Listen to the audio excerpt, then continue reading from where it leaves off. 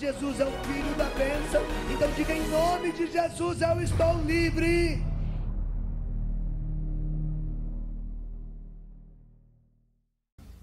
Filhos e filhas, para quem não me conhece, eu sou Irônio Spoldaro, da Missão A Poder de Deus, da TV Evangelizar, do mundo, né? Porque nesses 40 anos, graças a Deus, Deus me levou por todos os continentes, mais de 100 países evangelizando. Eu tenho que parar para pensar onde que eu estou às vezes, né? Hoje de manhã, na madrugada, eu estava lá em Fortaleza, agora estou aqui, amanhã de manhã vou estar numa live em Guarapuava, à noite vou estar em Pato Branco. É uma loucura, né? Mas faz parte da vida missionária.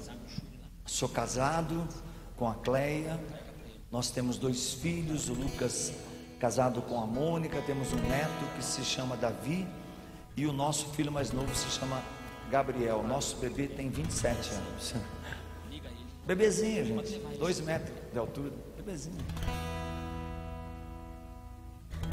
Então somos uma família missionária, e a missão A Poder de Deus é famílias missionárias espalhadas pelo mundo inteiro, que tem como objetivo levar o anúncio do Evangelho a partir do batismo no Espírito, usando todos os meios possíveis e impossíveis, conhecidos e desconhecidos, não perdendo nenhuma oportunidade, mas de tudo tornando Jesus o Senhor, e em tudo tornando Jesus o Senhor.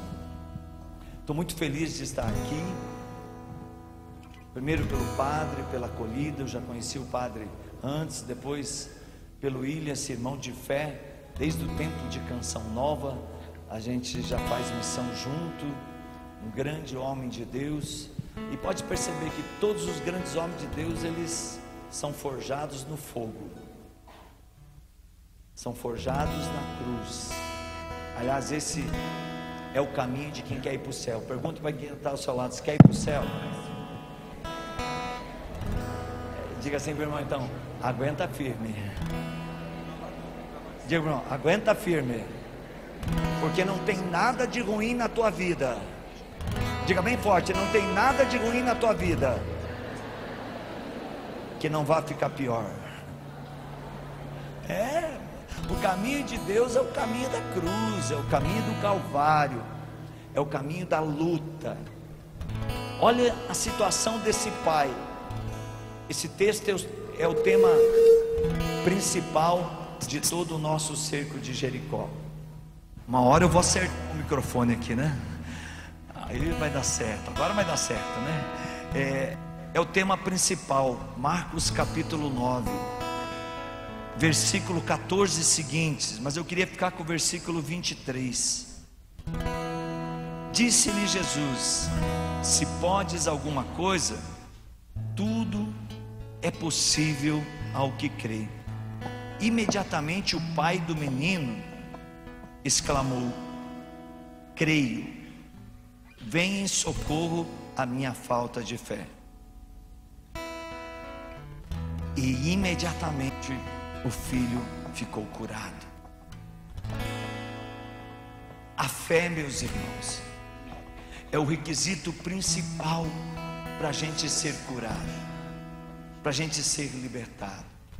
É impossível um milagre acontecer sem que você creia. Tudo é possível para aquele que crê. O próprio anjo, quando vai anunciar a Virgem Maria, e no final do anúncio vai dizer a ela também: tua prima Isabel, estéril, na velhice, está grávida, porque a Deus nada é impossível no coração, na vida, na história de um homem, de uma mulher de fé. O próprio Jesus vai dizer no Evangelho, e São Paulo vai confirmar isso na carta aos Romanos: não pense tal pessoa que alcançará qualquer coisa sem ter fé. E no Evangelho de João, Jesus vai dizer: tudo o que pedirdes, qualquer coisa que pedirdes, se pedirdes com fé, eu lhe concederei. O milagre não é uma coisa mágica. A libertação que eu procuro não é uma somatização de coisas que eu vou fazendo no desespero para tentar me ver livre daquele mal. Não, o milagre, ele é uma atitude de fé. Quantas pessoas endemoniadas tinha com Jesus? Quantos ele libertou? Somente os que acreditaram. Quantos doentes se aproximaram de Jesus? E quantos ele libertou? Somente aqueles que acreditaram. Porque em toda cura Jesus vai dizer o quê? Vai em paz, tua fé te salvou. Vai em paz, teus pecados te foram perdoados. A fé implica não só em pedir, mas em mudar, em converter-se, em deixar para trás na minha vida tudo o que é contrário à vontade de Deus. Porque o milagre por si próprio, ele não salva. Ao contrário, a Bíblia diz que quando um demônio sai, se aquele espaço não for preenchido com a graça de Deus, aquele demônio se juntará com outros demônios mais fortes do que eles e voltará para nos destruir. Então a gente tem que tomar muito cuidado com o que a gente pede para Deus. Quando você busca uma graça, busque conversão. Quando você busca um milagre, busque o céu. Porque senão aquele milagre pode ser a brecha por onde o demônio vai atacar para me tirar, para te tirar da graça de Deus. Eu conheço muitas pessoas que foram curadas, mas eu conheço muito pouca delas que estão comprometidas na igreja. Geralmente quando a água bate no pescoço, né? Chega na garganta, a gente se desespera e vai para Deus. Mas quando a graça chega, a gente volta para a vida velha e começa a viver tudo que vivia outrora. Diga para o seu irmão assim: cuidado, o que você veio buscar aqui hoje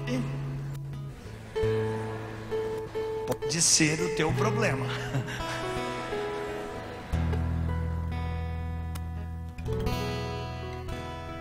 Agora tem um problema maior da fé que as pessoas não param para pensar. O demônio é espírito.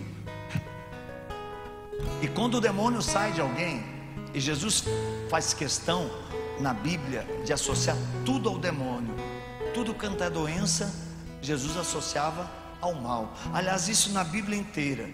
Toda a prova, toda a tempestade, o sofrimento de um povo é uma fúria do demônio. Mas perceba, com a permissão de Deus. Porque o demônio por si próprio, ele não pode agir em nós. Ele não pode fazer nada a não ser que a gente abra a brecha do pecado. E mesmo assim, o demônio só vai agir se Deus permitir. E quando Deus permite que o mal venha, que uma prova venha, que uma situação difícil aconteça, Deus não está nos castigando, Deus não está nos condenando. Ao contrário, Deus está usando aquilo para a nossa conversão. Deus está dando uma oportunidade para a gente despertar e mudar de vida.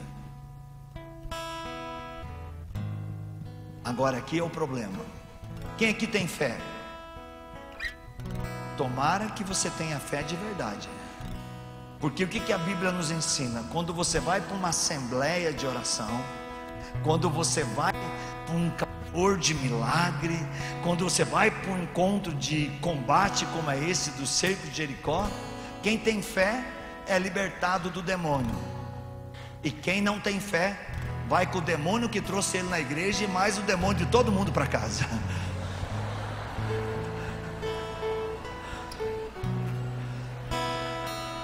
Quem aqui tem fé?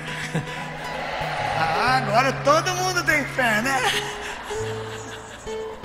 Mas é verdade, a gente tem que tomar cuidado,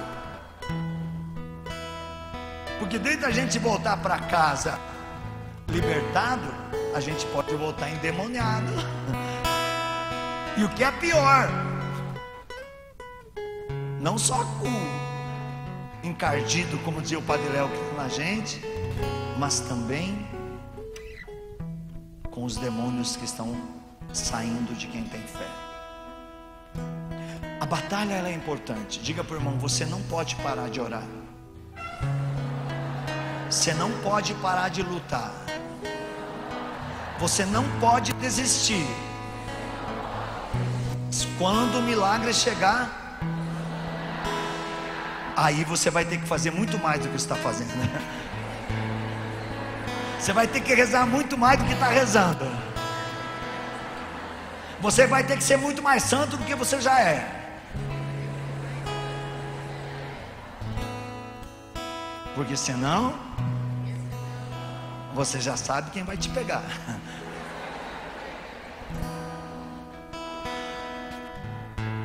Veja como Deus faz tudo corretamente.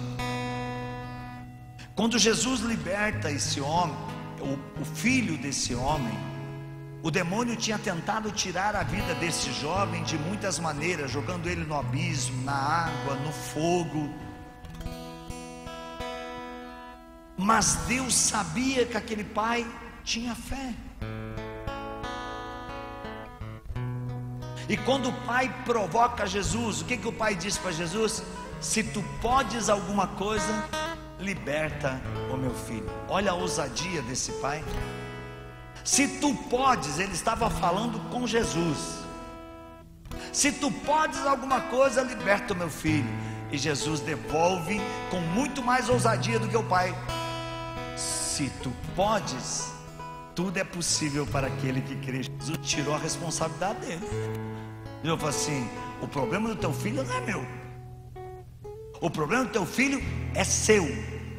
Se você tiver fé, o teu filho vai ser libertado. Se você não tiver fé, esquece.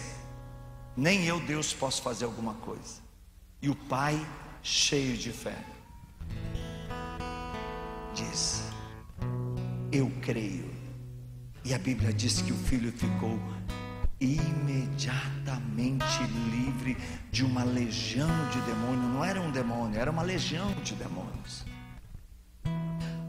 Por que esse pai encontrou a libertação do filho? Porque ele buscou Jesus. O caminho do milagre é esse: buscar Jesus, ter Jesus como Senhor da nossa vida, não parar de lutar, não parar de caminhar em direção a Jesus, encontrar-se com Jesus. Esse é o segredo: caminhar e dialogar. E dialogar é vida de oração. Diga para o irmão assim: Jesus é o médico dos médicos. A oração é o remédio dos remédios. Eu vou fazer uma pergunta para você. Eu não estou tirando o mérito de Jesus, porque às vezes as pessoas colocam palavra na boca da gente. Deixa eu fazer um questionamento aqui. O médico cura? Sim ou não? Não. O que cura? O remédio. O médico estuda, o médico se prepara, o médico não te dá um remédio sem fazer os exames, sem saber a causa da tua dor, sem saber a causa da tua enfermidade.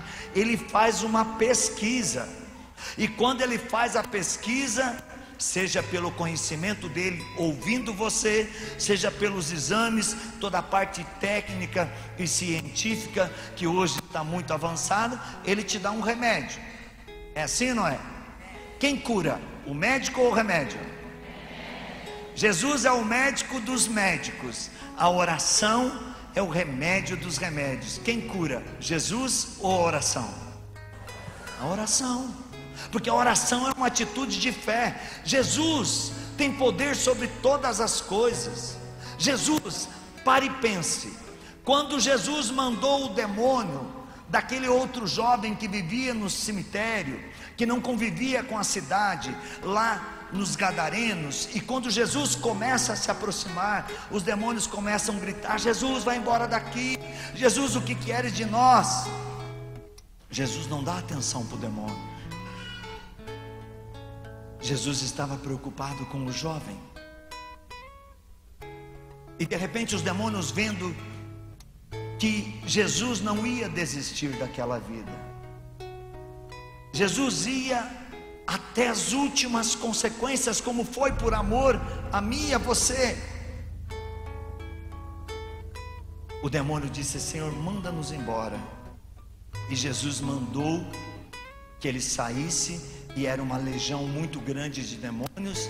Eles foram para os porcos, e os porcos foram todos e se precipitaram num abismo, e aquele jovem ficou completamente livre.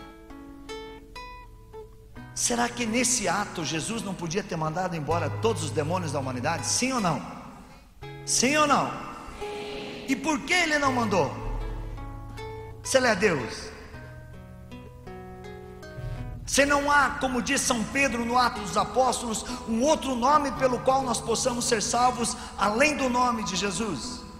Como depois São Paulo vai escrever, São Pedro diz no Atos dos Apóstolos, São Paulo vai dizer em Filipenses: diante do nome de Jesus se dobre todo o joelho no céu, na terra e no inferno, e toda língua proclame para a glória de Deus Pai que Jesus Cristo é o Senhor. Por que Jesus não libertou a humanidade de uma vez por todas desta opressão demoníaca? Quando ele curou o paralítico, por que ele não libertou a humanidade da paralisia, seja ela física ou espiritual? Quando Jesus ressuscitou Lázaro, por que ele não ressuscitou todos os mortos? E disse: a partir de hoje ninguém morre mais. Porque não ia adiantar. Deus nos fez de livre arbítrio, e mesmo Jesus ter expulsado todo o mal da humanidade, o homem, por falta de fé, de novo criaria uma outra fonte do mal e tornaria-se escravo de novo.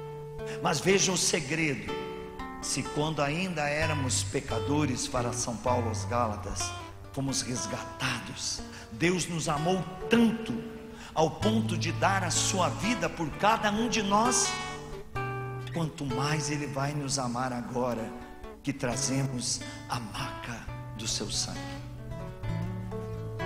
que trazemos a marca redentora, salvadora. O sangue de Jesus foi derramado em expiação dos nossos pecados. E se é expiação dos nossos pecados, é também para a cura de todas as enfermidades, de todas as doenças. Mas eu preciso acreditar, eu preciso ser amigo de Jesus. E Jesus, quando Ele tem amigo, Ele não deixa o amigo sofrendo. Ele era amigo de Marta e Maria, não era? O outro amigo dele estava morto há 4 dias. Jesus o ressuscitou. Jesus era amigo de Pedro. Chegou na casa de Pedro, a sogra estava doente, e Jesus curou a sogra de Pedro.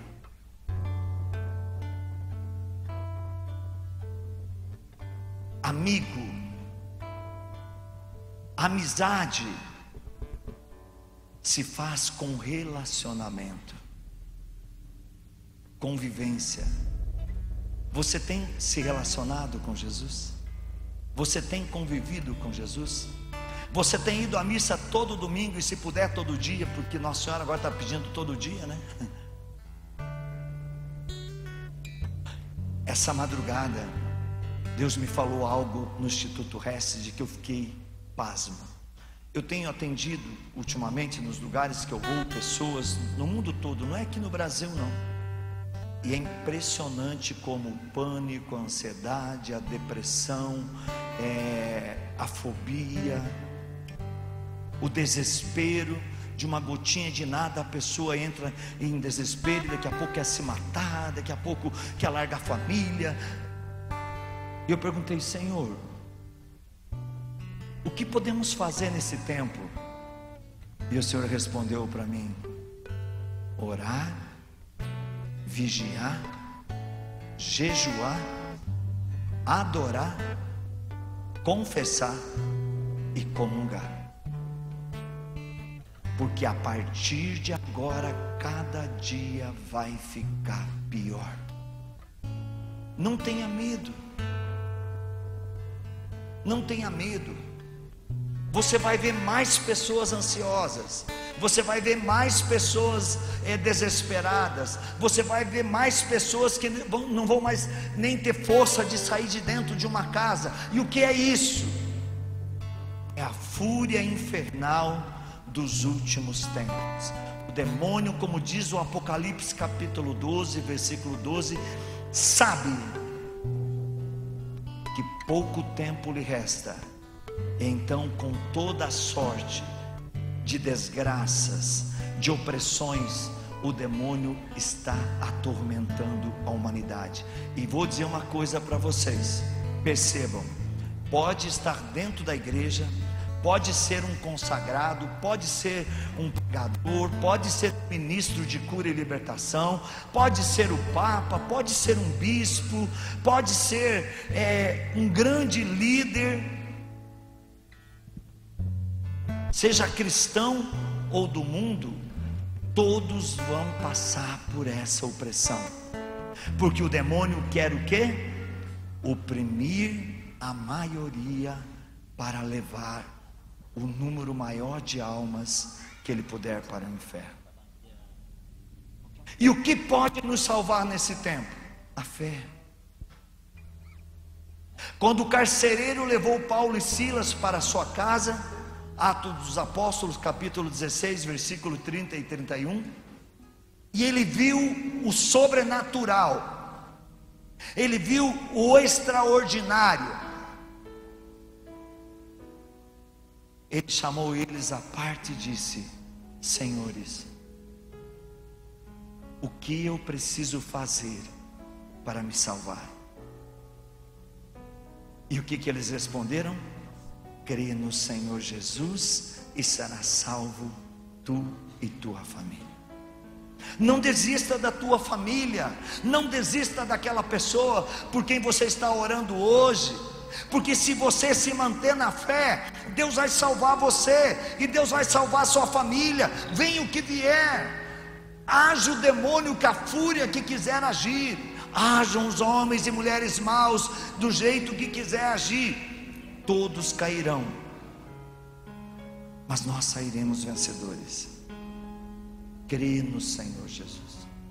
Quando aqueles paralíticos chegaram em Cafarnaum, ou melhor, aqueles 4 amigos do paralítico, e estava tudo tumultuado, parece a entrada dessa igreja hoje. Eu e o padre não tinha por onde entrar hoje, misericórdia.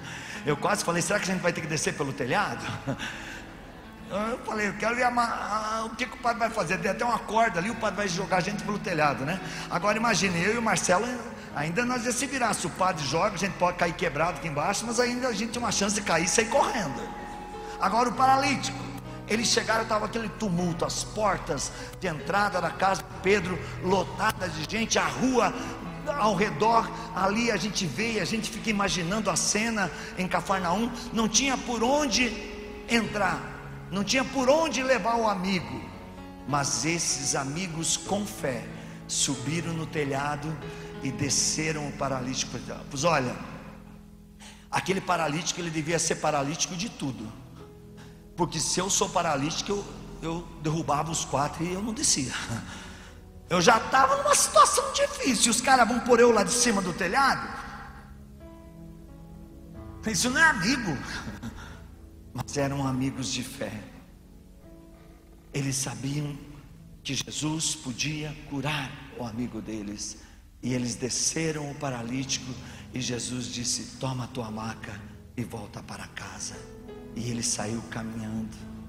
Quando Pedro e Paulo chegaram diante do paralítico, na beira do templo Formosa, Atos dos Apóstolos capítulo 3, ouro e prata eu não tenho, mas o que eu tenho te dou, em nome de Jesus Cristo, levanta-te e anda.